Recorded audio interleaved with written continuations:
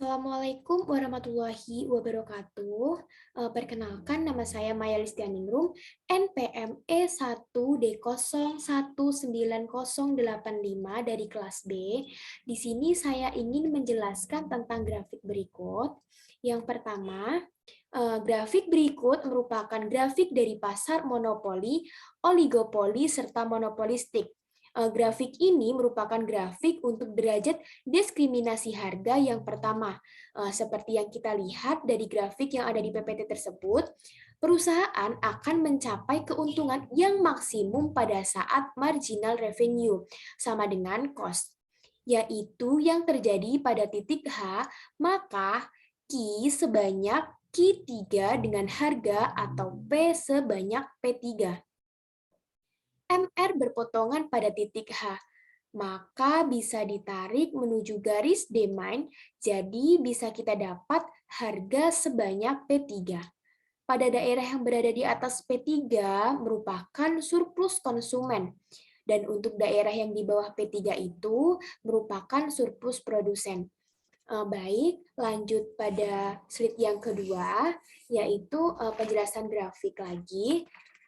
Grafik ini merupakan grafik dari second price diskriminasi, yaitu P sebagai harga atau price, Q sebagai quantity.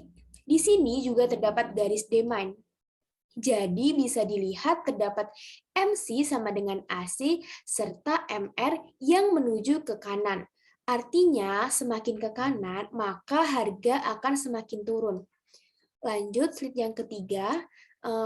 Penjelasan grafik yang ketiga ini merupakan grafik diskriminasi derajat harga yang ketiga.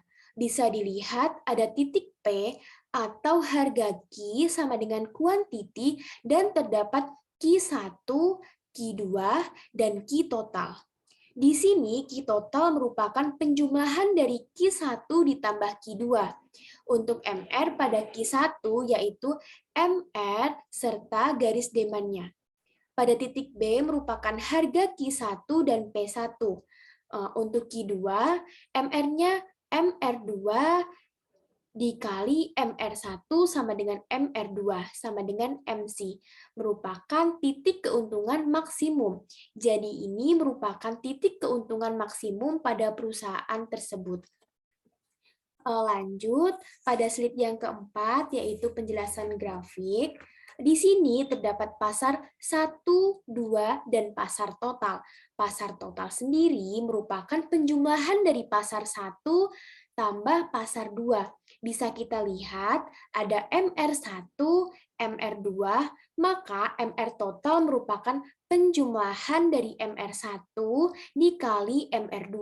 Maka MR total merupakan penjumlahan dari MR1 ditambah MR2 bisa juga dapat dilihat ada garis demand 1 dan 2. Maka demand total merupakan penjumlahan dari demand 1 dan demand 2. Bisa dilihat bahwa P1 lebih tinggi dari P total. Maka untuk pasar 1 pada harga 1 dan Q1 dapat dikatakan memperoleh keuntungan. Untuk P2 lebih rendah dari Q total, maka dapat dikatakan mengalami kerugian. Jadi, diskriminasi harga pada pasar yang berbeda akan memperoleh keuntungan maksimum. Lanjut, soal yang kelima, kondisi TPD juga dapat dijelaskan secara matematis seperti berikut ini. Misalkan perusahaan menghadapi permintaan di pasar 1 dibagi Q1 sama dengan 100 dikurang 2P, dan di pasar 2 Q2 sama dengan 50 dikurang 0,5P. Maka TC sama dengan 10Q ditambah 0,1 Q2, MC sama dengan 10 ditambah 0,2 Q. Pertanyaannya adalah berapa elastisitas pasar 1 dan pasar 2, dan jelaskan perbandingannya. Yang kedua, hitunglah total revenue, total cost, dan laba total. Yang ketiga, apakah strategi diskriminasi harga tersebut berhasil? Jelaskan secara matematis. Jawabannya yaitu Q1 sama dengan 100 dikurang 2P Q2 sama dengan 50 dikurang 0,5P, dan Q total sama dengan 150 dikurang 2,5P. Inverse demand versionnya yaitu P sama dengan 50 dikurang 0,5 Q1, P sama dengan 100 dikurang 2 Q2, untuk TR1 sama dengan 50 Q1 dikurang 0,5 Q2, TR2 sama dengan 100 Q2 dikurang 2 Q pangkat 2 per 2. Hasilnya yaitu P sama dengan 60 dikurang 0,4 Q total. Untuk fungsi marginal revenue-nya, MR1 sama dengan 50 dikurang Q1, MR2-nya sama dengan 100 dikurang 4 Q2, dan untuk MR total sama dengan 60 dikurang 0,8 Q totalnya. Lanjut, biaya perusahaan dinyatakan dalam persamaan TC sama dengan 100 Q ditambah 0,1 Q pangkat 2. MC sama dengan 10 ditambah 0,2 Q. MR sama dengan MC 60 dikurang 0,8 sama dengan 10 ditambah 0,2 Q, dan Q-nya itu sama dengan 50 unit. Pada tingkat total penjualan tersebut, MC sama dengan 10 ditambah 0,2 dalam kurung 50 sama dengan 20. Dan untuk MR1 sama dengan MC, 50 dikurang Q1 sama dengan 20, dan untuk Q1-nya itu sama dengan 30 unit.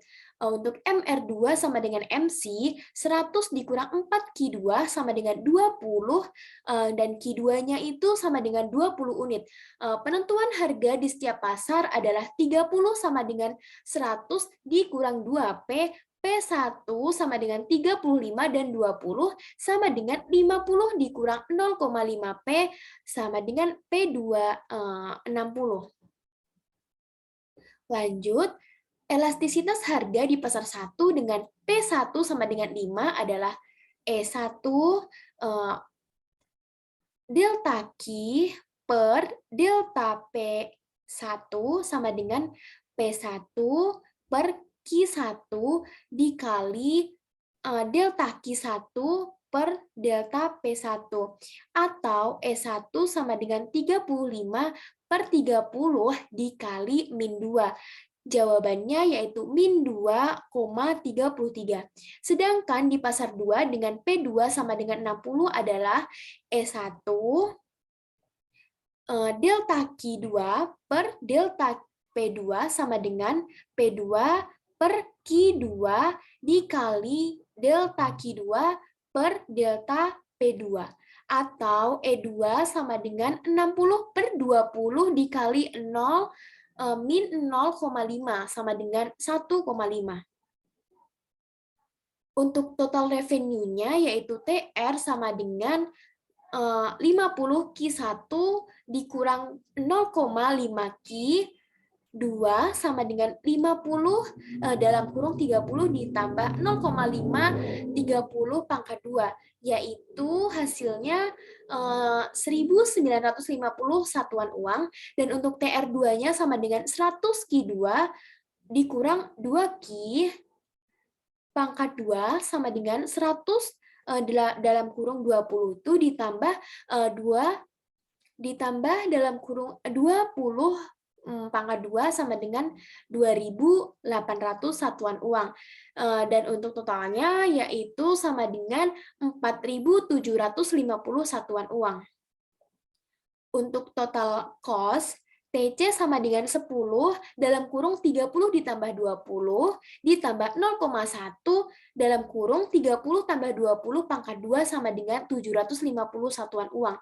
Dan untuk labanya itu yaitu 4.000 satuan uang. Tanpa adanya diskriminasi harga, laba yang didapat adalah penjualan total Q total sama dengan 50 unit harga jual dibagi P sama dengan 60 dikurang 0,8 Q total P sama dengan 75.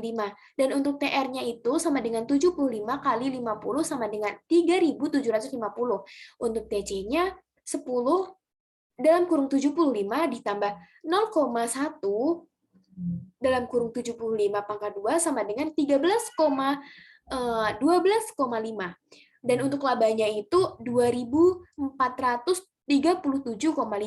Kesimpulan, laba dengan diskriminasi harga 4.000 lebih kecil dari laba tanpa diskriminasi harga 2.437. Maka strategi diskriminasi harga berhasil.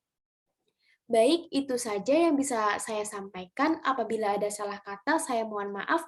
Wabillahi taufik wal hidayah. Wassalamualaikum warahmatullahi wabarakatuh.